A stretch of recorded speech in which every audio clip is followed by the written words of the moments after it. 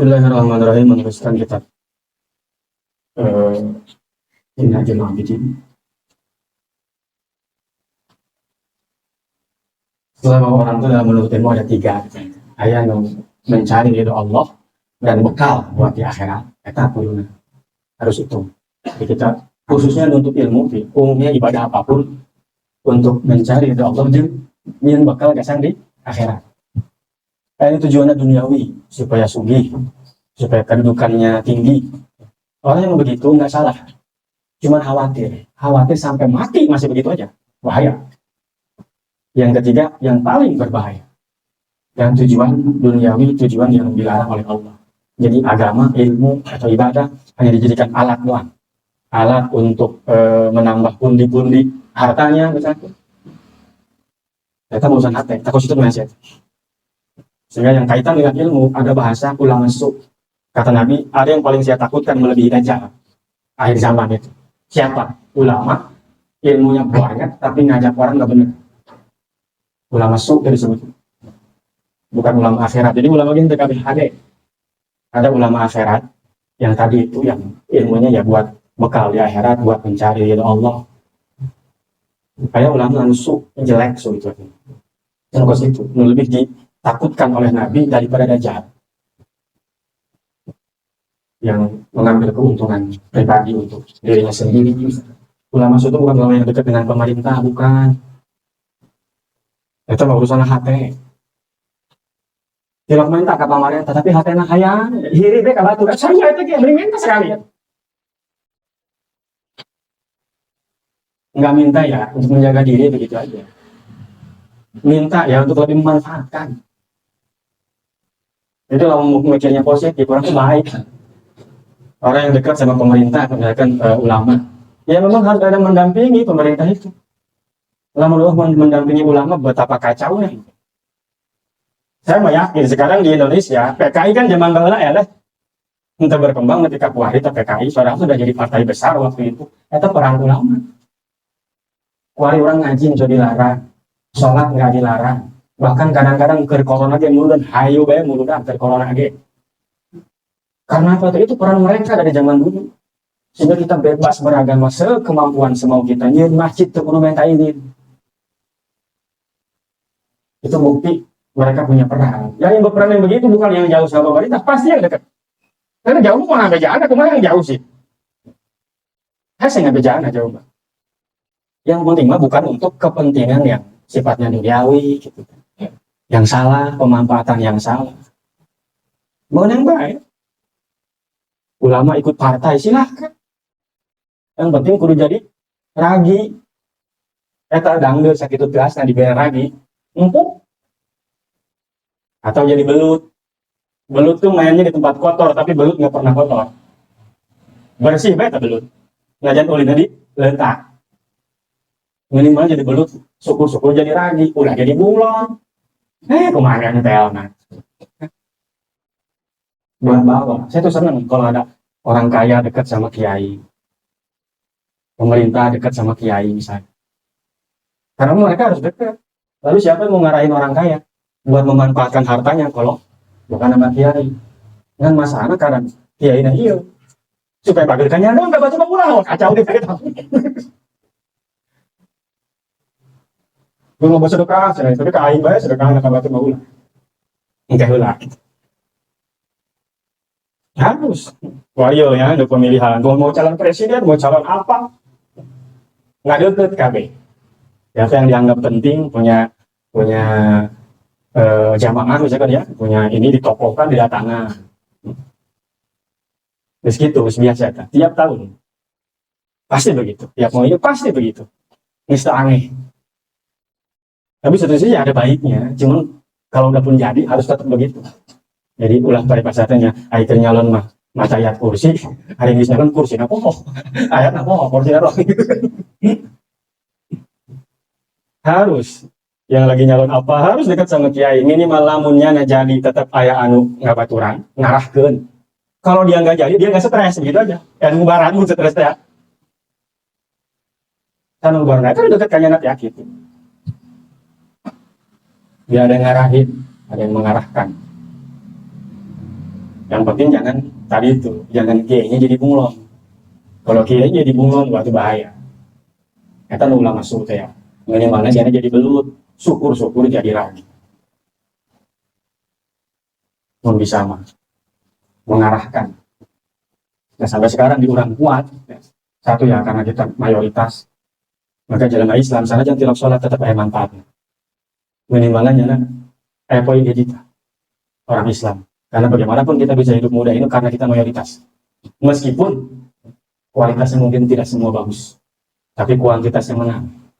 Coba cicing di Papua, ada masjid Hese. Hese lagi masjid cicing di Papua. Karena apa? Kita minoritas. 87% ya, anu sok sholatnya, 20% sama nah. Tapi kalau mayoritas tetap ada manfaatnya. Yang bisa ngerubah kebijakan kan banyak mayoritas. Itu orang yang menuntut ilmu. Ada yang baik, yang baik yang pertama tadi. Tujuan orang yang nabi Allah jangan niat bekal di akhirat. Jangan jadi yang nomor 3, nomor 2 aja udah khawatir. Nomor 3 itu udah parah. Buat keuntungannya sendiri. Ibaratnya akan mati ibu long.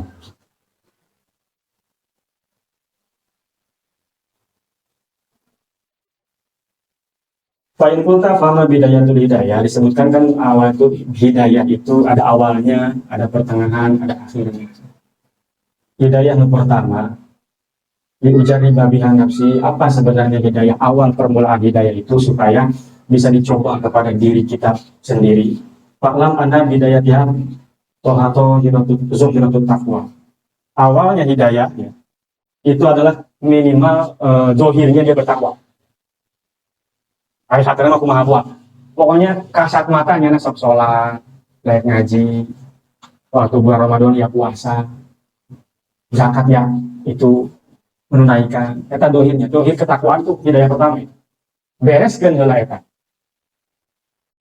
Kalimat bereskan heula eta. Yang dohir sifatnya. Nanti ujungnya baru batin dalamnya. Sehingga artinya nggak bisa orang bagus dalamnya tidak melalui luarnya dulu yang bagus. Jadi bisa sehari-hari hati batur lamun untuk sholat mah tetap jorek.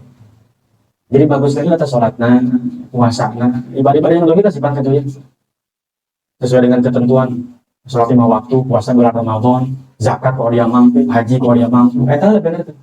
Minta tangga hade, yang dulu rapi. Eta lebih benar. Loh ini yang kelihatan tuh ini. Nanti wali aja tuh batinnya tuh takwa, baru nanti ujung dari hidayah itu adalah ketakwaan yang sifatnya batin, sifatnya hati. Mungkin kalau zohirnya bagus, hatinya jelek. Tadi itu sholat masih ngarep anu gitu lah. Orang tuh siap puasa, pensiun masih kena neraka, gitu kan? Kenapa kamu nolongin orang? Ya biar saya ditolong lagi sama orang. Gitu lah. Hatinya gitu kan? Tapi nggak bagus zohirnya. Sholat, membantu, mengulungan segala macam. So, awalnya harus begitu dulu, awal dulu begitu. Nanti ujungnya sholat nate ya ikhlas itu kan. Kalau akibat tak ilah bitakwa, maka tidak ada ujung kecuali ujung itu harus berupa ketakwaan. Jadi ujung nate kudu berupa ketakwaan kepada Allah, zahiran wa batinan. Dan kita masuk ke dalam kategori husnul khotimah yang awal kena orang dohirnya bagus, hatena ketika pareta dalam keimanan kepada Allah Subhanahu wa taala eta husnul khotimah. Wala hidayah tak ilalil muttaqin, nggak akan dapat hidayah kecuali orang yang bertakwa. Minimalnya takwa dalam artian dia beriman kepada Allah. Wa taqwa ibaratu, ketakwaan itu satu ibarat an intisari. Apa takwa itu melaksanakan perintah Allah, menjauhi larangannya. Yang diperintahkan Allah laksanain. Yang bisa aja. Jadi Allah sangat rahmatnya sangat besar. Ketika Allah memerintahkan kerjakan yang saya perintahkan, itu nggak semua yang kita mampu. Maka jangan cek Gus Dur rukun Islam cuma 1, 2, 1 syahadat, 2 sholat gitu. Karena yang lain mah kondisional. Puasa, kalau mampu puasa. Kalau nggak mampu, ini umur 90 tahun, meskipun terus puasa. Zakat, yang mampu. Zakat fitrah yang dia malam takbiran sama buat kebutuhan malam takbiran sama kebutuhan besok lebaran ada lebih, wajib zakat. Menurut Allah masuk semua. Apalagi zakat harta. Terus haji, apalagi itu? Kondisional yang lain. Jadi perintahkan teh tidak semua harus dikerjain. Tapi sekemampuan kita, yang penting mah sholat ulah tinggalkan itu baik.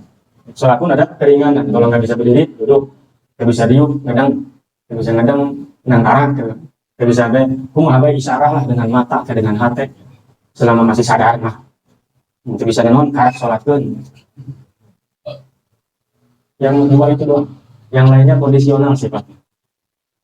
Tapi kalau sudah mengatakan jauhi larangan Allah, tak akan mutlak.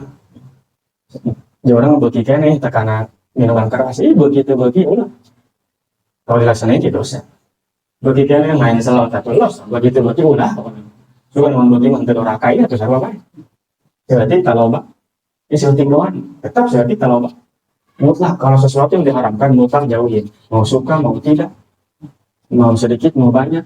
Tapi kalau mengerjakan perintah Allah itu masih bisa milih kalau kita mampu kerjain, kalau enggak ada paksaan. Wa ana musyiru alaika bi jumlatin mukhtasaratin min zahir bil taqwa fi qismin jami'.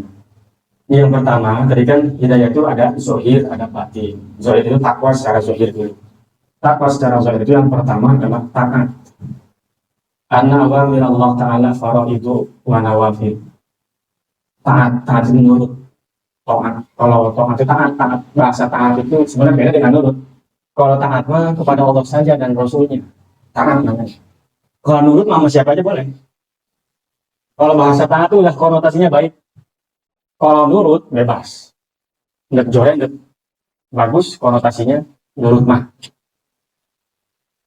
Makanya kita ketika orang nurut sama setan disebutnya nurut, bukan taat, bukan. Kalau taat mah kepada Allah, kepada Rasul, taat. Baik, sifatnya baik, sebutnya taat. Namun sifatnya buruk atau bebas lah, mau buruk mau baik. Jadi kalau taat mah khusus untuk yang baik taat namanya. Kalau nurut mah bebas, umum keneh gitu. Nah, ketaatan kepada Allah itu ada dua, ada fardu, ada sunnah sifatnya. Wal fardu rasul mal wa huwa aslu tijarah wa bihi tahtamilu tijarah. Ketaatan kepada, kalau nih kita ketaatan kepada Allah diibaratkan sebagai perdagangan. Perdagangan itu ada dua, hiji modal, dua untung. Eta karak dagang bener kan? Modal kita apa dalam perdagangan kepada dengan Allah itu? Modalnya itu kewajiban. Sholat 5 waktu, kita modal. Lalu mau sholat dari ada kumaha untungnya tuh. Bawa untung kan? So jajan modal, modal, lu ayam modal. Kalau kita dagang, ibaratkan kita yang berdagang dengan Allah nih, ada dua, satu modal, satu untung, namanya dagang tuh. Pada tambahan ayatnya, ya untung itu ada setelah modal balik. Makanya bahasa balik modal untung. Rugi itu bukan pilihan, nasib. Kesalahan rugi mah. Siapa orang yang dagang mau rugi? Medan. Oh, saya yang dagang hal-hal kecil nggak ada dagang mau rugi. Nah modal-modal itu kalau dalam perdagangan dengan Allah itu kewajiban. Utamanya tadi sholat 5 waktu. Itu kewajiban. Kalau mau untung tambahin duha, tahajud, witir. Ya. Terus nanti taraweh kalau bulan puasa. Qobliyah ba'diyah, nah itu untung namanya. Makanya itu qobliyah ba'diyah nggak bisa sebelum sholat fardunya. Sholat udah siap ba'diyah bisa, aisyah nangis, canjur. Maka nggak bisa kita dapat untung dari taraweh kalau wajib aja masih nol. Kalau wajib nabi kan beres. Lalu dengan memperbanyak sunnah, setan keprok. Cek setan ketipu, ya gawe capek, gak pakai. Ngumpul ke nol, gitu angkanya sih. Kalau sholat, modalnya itu ya sholat 5 waktu. Kalau puasa, ya modalnya puasa Ramadan berarti. Untungnya, ayo datang tanggal 10 Muharram lah, mau puasa lah, nah itu untung. Senin Kemis itu untung. Terus nanti, mau puasa Daud dah. Sehari puasa sehari enggak, itu untung.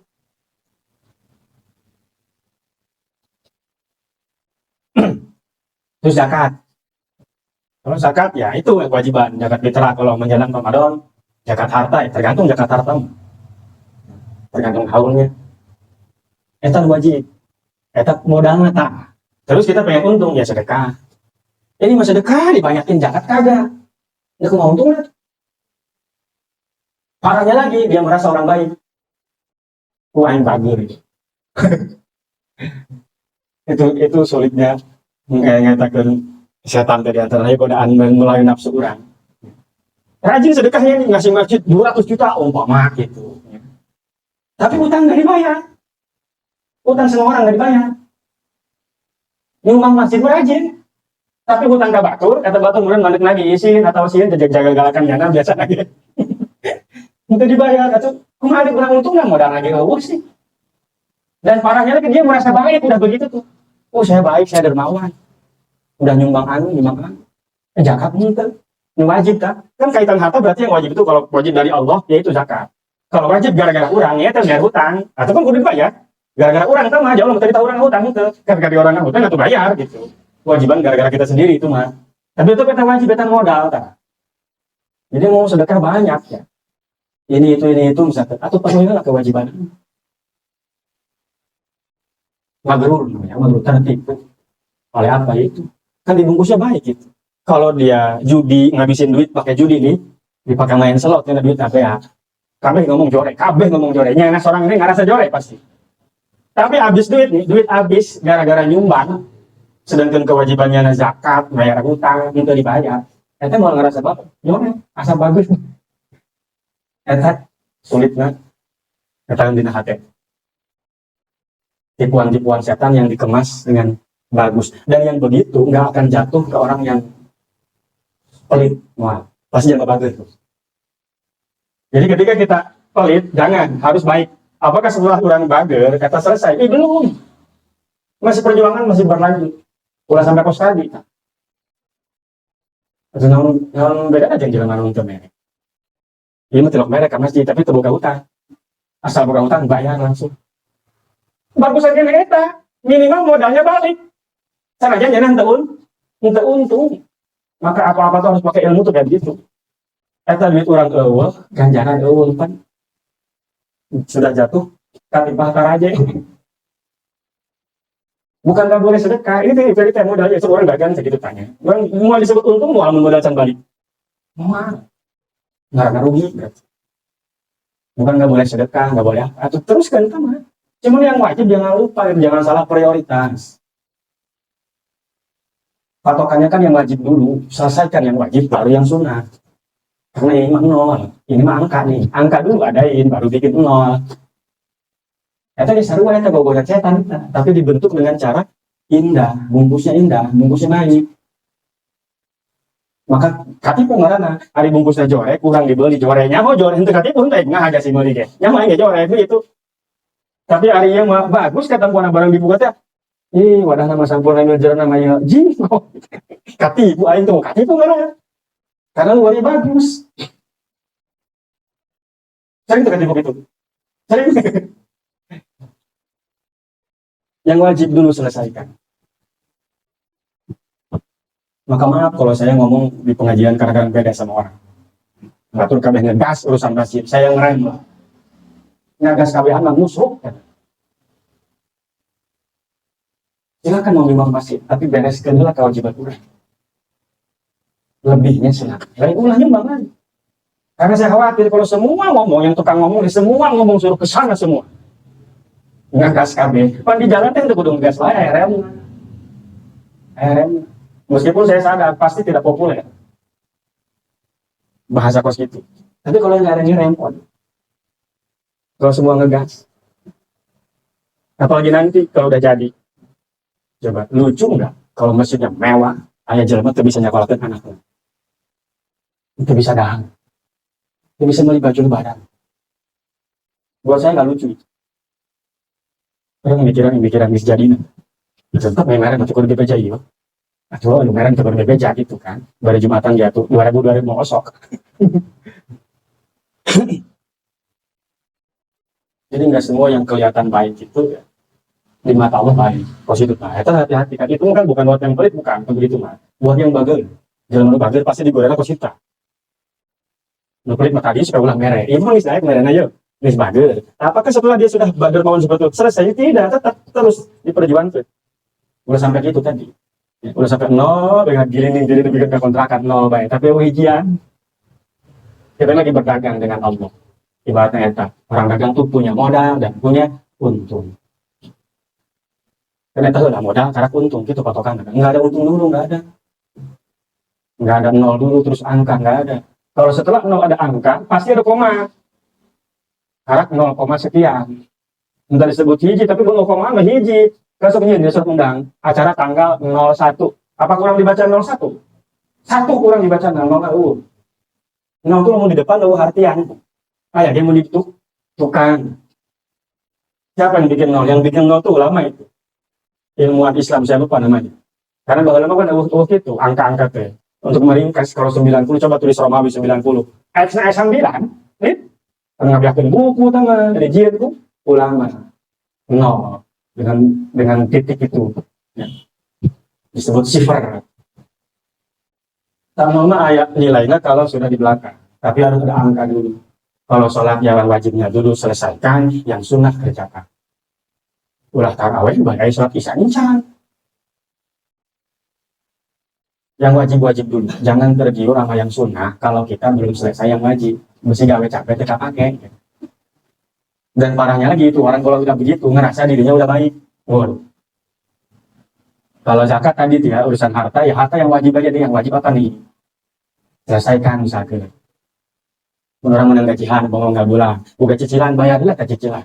Pasti punya cicilan semua. Saya juga punya cicilan. Minimal bayar listrik nggak bulan. Kan listrik mau ngisi pakai listrik mah. Tapi jangan dibayar mah. Maka tiap bulan buka hutang. Hutang listrik minimal kan gitu. Bayarlah listrik kan gitu. Yang wajib dulu tuh. Ya. Yang mau gajian 5 juta, nyumbang 4 juta. Listrik itu kebayar 2 bulan cabut. Kalau puasa ya tadi puasa Ramadan dulu atau puasa Nadar ya. Setelah itu selesai baru puasa sunnah saja ya. Terus haji yang pertama aja, yang wajib tuh.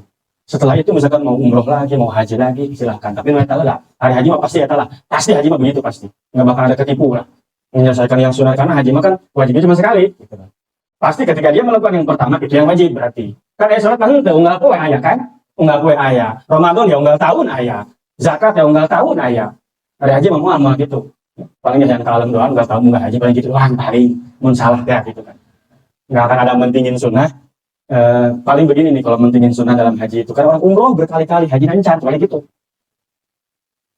Dan dia merasa paling deketnya sama Allah karena bisa yang Ka'bah. Wis deket yang Ka'bah. Paling begitu dia punya uang umroh, punya lagi umroh misalnya. Hajinya dia belum. Paling ya gitu haji mah atau ya boga duit ya.